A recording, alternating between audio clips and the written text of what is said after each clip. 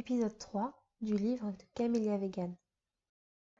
Un homme à la démarche pressée passe sous le pont. Je plisse les yeux. Il me semble reconnaître Raphaël. Est-ce déjà l'heure de notre rendez-vous?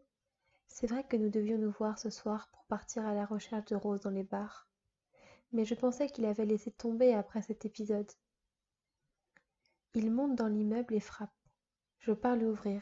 Il a 2 gros sacs. Il me sourit. Juliette, te voilà réveillée, je suis ravie. Je me suis permis de regarder dans ton frigo. C'est vrai que je te souhaitais te faire à manger, mais comme tu dois le savoir, il est vide. C'est pourquoi, tada, ce soir c'est japonais. Il brandit les sacs devant lui et passe à côté de moi. Je dois bien l'avouer, ce geste me touche.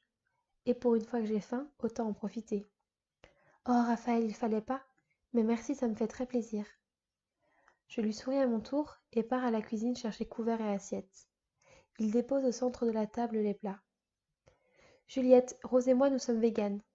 Comme vous devez le savoir pour elle, sachez qu'il en est de même pour moi. Ne connaissant pas votre mode d'alimentation, je me suis permis de faire comme si vous l'étiez aussi, mais vous inquiétez pas, c'est très bon. Oh, c'est à vous de ne pas vous inquiéter, Raphaël. Ne pensez-vous pas être le seul à avoir une éthique et des valeurs affirmées? Je le suis aussi comme beaucoup de gens de nos jours. Et puis pensez-vous que Rose aurait été intéressée par une carnivore? Je la regarde, pour la première fois elle rit devant moi. Même si préciser à nouveau qu'elle avait une relation avec Rose me serre le cœur, la voir rire dissipe ma mélancolie. Je continue donc à installer le couvert avec elle. Alors Juliette, dites-moi quelle est votre profession? Moi? Je suis libraire. Oh, nous éviterons de parler littérature ensemble dans ce cas. J'ai une piètre culture dans ce domaine. J'aime l'art pourtant. La magie d'un livre devrait donc me fasciner comme la beauté d'un tableau ou la grâce d'une sculpture. Hélas, c'est peut-être l'école qui m'a traumatisée. C'est possible. Dommage cependant de passer à côté de ces milliers d'aventures. J'aime partager le quotidien d'une femme meurtrie, le périple d'un policier dans le froid de l'Alaska à la recherche de justice. J'aime me plonger dans la vie d'un autre, devenir ce personnage que je suis dans sa péripéties. Ne plus faire qu'un, et en quelque sorte m'échapper de mon quotidien. Grâce au livre, je deviens une femme pirate, amoureuse transie, intellectuelle, avocat, ou bien meurtrier en fuite. Le sexe n'a plus de sens, je deviens homme ou femme, je vis 1001 existences grâce à eux, et leurs rebondissements sont bien plus souvent trépidants que mes journées. Sans me plaindre de ma vie, bien au contraire, juste ils me font vibrer et moi j'adore ça.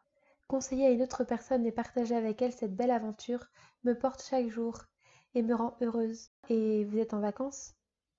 Oh, je ne sais pas jusqu'où peuvent aller nos confidences, mais comme je vois que vous avez eu la bonne idée de prendre du vin, je me laisserai divaguer en espérant ne pas vous blesser. Je suis en arrêt. La maladie du cœur brisé est parfois plus terrible qu'une mauvaise grippe. Je sais, cela est peu professionnel, mais j'ai toujours été ainsi. Lorsque je souffre d'amour, mon corps entier, tout comme mon âme, est au plus bas. Je suis incapable de quoi que ce soit à part dormir et pleurer. Enfin, sauf depuis votre rencontre, Raphaël. Grâce à vous, je sors. Il sourit. Je vis aucune gêne dans son regard. Serions-nous passés au-delà de la jalousie réciproque? Je suis navrée, Juliette. Les douleurs du cœur devraient, je trouve, être considérées comme une maladie recevable. Même si je vous l'avoue, avant Rose, je n'ai jamais aimé. Alors oui, c'est vrai, j'ai souffert de mes relations perdues, mais je m'en remettais très bien. Cependant, la simple idée que Rose m'ait abandonnée aujourd'hui me fait si mal que lorsque j'y pense seule le soir, je ressens comme une lame que l'on enfoncerait avec lenteur dans ma poitrine. Oh, non, Raphaël, ne vous inquiétez pas. Nous allons la retrouver et lui botter les fesses. Elle a la chance d'être aimée par 2 personnes formidables. Elle n'a qu'à choisir. Je peux pas croire qu'elle nous laisse tous les deux au bord de la route. Non, Raphaël. Rose vous aime et elle va revenir. J'espère que vous avez raison. Mais en attendant, goûtez-moi ces gyoza. Ils sont succulents. Nous mangeons de bon cœur. Le poids dans ma poitrine est parti pour un temps et j'en profite. Raphaël a pris plus qu'il n'en faut. Ne connaissant pas mes goûts, il a dévalisé la carte. Tant mieux. J'adore le riz vinaigré, la soupe miso, les rouleaux de printemps, les maquis. Tout y passe. Et nous discutons de choses et d'autres. Je me sens bien. Je la regarde manger la bouche pleine, rire à mes blagues et débattre avec moi. Elle est drôle et intelligente. Malgré toutes ces histoires, si je mets mon orgueil de côté, sa rencontre est très agréable. J'aime la personne qu'elle est, même si je la connais depuis peu. J'apprécie sa compagnie et sa détresse face à l'abandon de Rose me touche plus que je ne veux bien me l'avouer. Peut-être parce que je m'identifie. Tu n'as plus faim? Oh non, ça va, c'est parfait, merci. Il serait temps que je me prépare si nous sortons ce soir. Elle se lève et me lance un clin d'œil. En effet, j'espère que tu vas mettre une tenue qui te rendra encore plus resplendissante. Je dois faire honneur à ma réputation. Oh, Gouja! Elle rit et part. Elle me crie de la salle de bain de mettre la télé si je le souhaite. Je zappe sur diverses chaînes, rien de bien intéressant comme d'accoutumé. Je fais le tour de la pièce et m'attarde sur la bibliothèque. Des romans, des centaines de romans. Je ne vois pas d'autre genre, sur le développement personnel par exemple. Rose, elle l'adore. J'ai découvert grâce à elle les amis en quête de sagesse, les 4 accords Toltec, ou encore l'alchimiste de Paulo Coelho. Ici, rien de tout cela. Je ne vois pas de photos de famille ou d'amis, cependant, de belles toiles sont accrochées au mur, dont une qui me plaît beaucoup. Le portrait d'un chat noir de profil, simple et sobre, c'est le style d'art que j'apprécie. Les détails sont néanmoins splendides. L'œil du chat me semble brillant de vie. Ça te plaît? Elle me surprit, je me retourne. Elle porte une robe en sequin doré qui met sa pommade en valeur. Elle a détaché ses cheveux, qui retombent en bas des épaules. Oui, très belle peinture, mais pas aussi belle que vous. Je suis fière d'avoir une si jolie femme à mon bras. Je lui tendis la main et elle la saisit. Je veux bien y aller, Raphaël, mais laissez-moi au moins mettre mes chaussures. On descend les marches de son immeuble. Une fois dehors, le froid me saisit. Vous n'avez pas froid? Un peu, mais ça va aller. Enfin, si je marche vite. Je lui enroule alors mon écharpe autour du cou. Ne dites pas de bêtises. Tenez, couvrez-vous. Vous avez le bout du nez tout rouge. C'est elle qui rougit. Je me sens bête tout d'un coup. Je suis à l'aise avec elle et j'ai une tendance à protéger toutes les femmes de ce monde.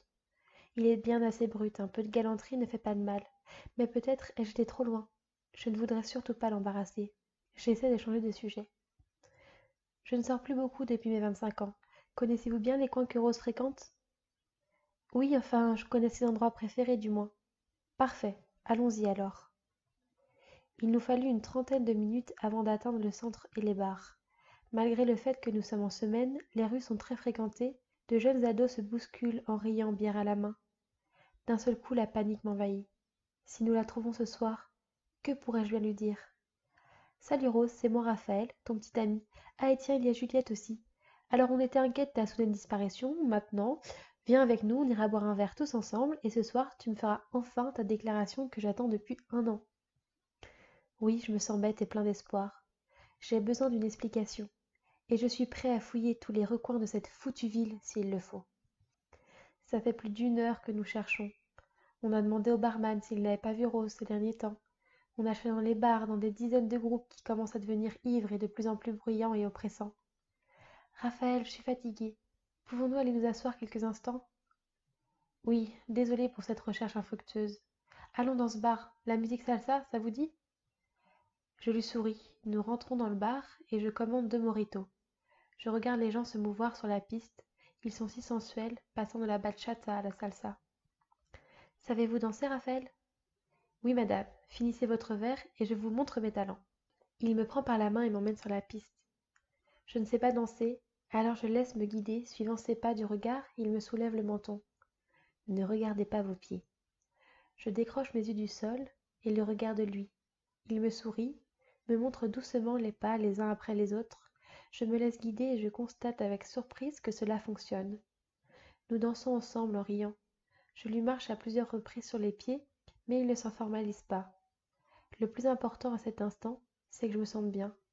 Ma robe ondule sous mes vêtements, nos corps se rapprochent, et je me laisse aller sur le rythme de la musique. Nous enchaînons les danses, de plus en plus à l'aise, je me surprends moi-même. Je suis étonnée de savoir ne serait-ce enchaîner que quelques pas. Vous menez bien la danse, très chère. Soyons alors aussi complices dans la vie que dans la danse, Juliette, et cessez de me vouvoyer. Très bien, Raphaël, je vous tutoie alors? Parfait, et commence maintenant. D'accord, je n'ai plus envie de retrouver Rose. Je n'ai plus envie de rien, juste de danser sans fin dans ses bras, qu'il me couvre lorsque j'ai froid, qu'il m'apporte à manger quand je suis déprimée, et qu'il dorme avec moi quand j'ai besoin de réconfort. Il me fait oublier ma peine, il me fait rire, et ça me suffit. J'ai besoin de ça. Peu importe que nous aimions Rose, nos cœurs blessés peuvent bien se réchauffer et oublier celle qui leur cause tant de tort. Je sais qu'à cet instant, aucune de mes pensées sont réalistes, mais ce sont mes seuls espoirs pour aller mieux, pour ne plus retomber dans cette spirale infernale de tristesse et de mélancolie. Alors, égoïstement, je me laisse espérer. Il me lâche brutalement, Je me retrouve décontenancée et je vacille quelques instants. Raphaël? Son visage est livide. Il fixe un point derrière moi. Je la vois. Elle est là, en face de moi. Je reconnais ses boucles dansées autour d'elle, sa robe noire moulant sa taille, son regard vague et distant. Elle tangue et se rattrape au bar. Des heures entières à rêver son retour, et la trouver ici ce soir me perce le cœur. Un homme la retient par les hanches. La stupeur et la douleur me saisissent, je recule d'un pas. Je ne peux plus respirer. Les gens me bousculent, le bruit, la musique, tout m'étourdit. Je tourne alors les talons et traverse la foule, cherchant désespérément la sortie. Je me retourne et aperçois Rose, ivre, se retenant au bar pour ne pas tomber. Un mec lui tient la taille et la ramène à lui. En cherchant Raphaël du regard, je m'aperçois qu'il a déjà pris la fuite. Je me jette à sa poursuite, bousculant les gens au passage pour me frayer un chemin. Je le perds de vue. La panique me submerge. Raphaël, Raphaël! Je ne sais pas de quel côté aller, il est déjà loin. Elle est partie. Elle ne reviendra pas. Je marche jusqu'à chez moi, ivre de chagrin. Elle n'est pas morte ou disparue. Elle n'attend pas après moi que je vienne la sauver. Elle m'a juste laissée. Et rien ne pourra jamais plus effacer cette terrible vérité. Elle va bien sans moi. Et ça, mon cœur ne s'en remettra pas. Je remonte à mon appartement. Je prends un verre, puis deux, puis trois. Je prépare mes valises, j'attrape un papier et je m'assois à la table. Rose, je t'aimais. Je t'aimais et tu as tout gâché. Tu as tout foutu en l'air. Tu n'es pas consciente de ce que tu avais. Mais qu'est-ce que je n'aurais pas fait pour toi? Qu'est-ce que je ne t'aurais pas donné? J'aurais pu traverser des océans entiers pour voir un sourire sur ton visage. Juste une journée, une heure, une seconde. Quand tu me disais je t'aime, j'y croyais. Je t'ai donné mon cœur. Toi, tu es parti et tu l'as pris. Tu l'as détruit en quelques milliers de minuscules morceaux. Tu m'as laissé vide derrière toi. Tu m'as laissé comme mort au bord de la route. On m'avait pourtant prévenu, essayé de me faire ouvrir les yeux, de me raisonner. Fais attention, elle va jouer, te manipuler. Et surtout, elle va te faire mal. Mais moi, j'ai voulu te faire confiance. J'ai voulu croire qu'on allait être heureux. Hélas, ils avaient tous terriblement raison. Tu es pas comme les autres. Tu es pire que ça. J'ai cru en tes paroles, en tes actes, en tout ce que tu as pu me dire. Tu m'as fait croire en des choses qui ne se produiront jamais. Notre amour était faux. Mais maintenant c'est fini. Je pars. Peu importe tes raisons, peu importe tes excuses. Je me fiche de savoir si tu comptais revenir vers moi. Je vais cesser de t'aimer. Je te déteste. Je me déteste. C'est ça le plus dur finalement. T'oublier. Arrêter d'aimer l'idée d'être amoureux de toi, d'être à toi. Comment vais-je pouvoir t'oublier? Pourquoi devrais-je le vouloir? T'oublier, c'est accepter de me réveiller seule sans toi dans mes bras. Tu as craché sur notre empire d'amour. Je n'ai plus d'autre choix que de souffrir et de passer à autre chose. Ce ne sera pas facile au début. Je me sentirai vide de ne pas penser à toi. Je me sentirai fade de n'avoir personne à aimer. Mais je pars. Peut-être que je préférais quand c'était toi qui me faisais du mal, et pas moi. Mais seras-tu au moins attristé de mon départ? J'accepte. J'accepte que demain sera sans toi. Je me détacherai de l'idée qu'un futur sera possible. Je décide que notre passé est suffisant, assez beau pour que je ne veuille plus gâcher ses souvenirs. Je préfère partir. Il y avait eu ton arrivée, il y a désormais mon départ. Ce n'est pas parce que je t'aime que tu dois revenir dans ma vie. Je l'ai compris. Un matin, je me réveillerai sans penser à toi. Et là, enfin, je pourrai recommencer à être heureux. Adieu, Rose. Signé Raphaël. Je me répète dans mes mots, je hurle de douleur. J'aimerais lui exprimer mon chagrin, la faire réagir, la saisir et la serrer contre moi. Mais non, je suis seule, seule face à ma peine et cette douleur dans ma poitrine qui ne veut pas partir. J'ai envie de mourir, Rose. Que m'as-tu fait? Je ne trouverai de repos que dans ma mort. Je ne peux pas supporter ton abandon. Je veux que tu m'aimes, j'ordonne que tu reviennes. Je descends les escaliers de notre immeuble et me retrouve dans la rue. Je marche, décidée à te retrouver et te faire revenir avec moi. Ce n'est pas possible, je me suis trompée, ce n'était pas toi dans les bras de ce type. On m'a menti, Juliette m'a menti, tu devais venir ce soir-là pour me dire que tu m'aimes. Pourquoi alors es-tu là-bas? Pourquoi me fais-tu ça, Rose? Mes cris résonnent dans la nuit, j'ai froid jusque dans mes os. Mes sentiments se mélangent. Haine, amour, peine, tristesse, douleur, mélancolie, colère. Je suis tétanisée de souffrance. Je tombe face à la terre. La neige brûle mon visage et j'aime cette douleur réelle, physique, palpable. Elle me rattache à la vie. L'espoir en moi s'évapore. Je n'ai plus la force pour continuer. Je ne pensais pas qu'un cœur brisé pouvait faire aussi mal. Je ne pensais pas que la simple vision de toi dans les bras d'un autre pouvait arrêter en un seul instant ma réalité. Je t'aime et je ne comprends pas. Pour moi, cela me semble irréel. Je reste allongée là en espérant que les flocons me recouvrent. J'aimerais mourir maintenant, tout en douceur. Pris par le froid, mon cœur cesserait de battre, tout en cessant de t'aimer. Tu pars avec mon âme rose. Ce soir, je meurs d'amour. À bientôt sur la chaîne Camélia Vegan.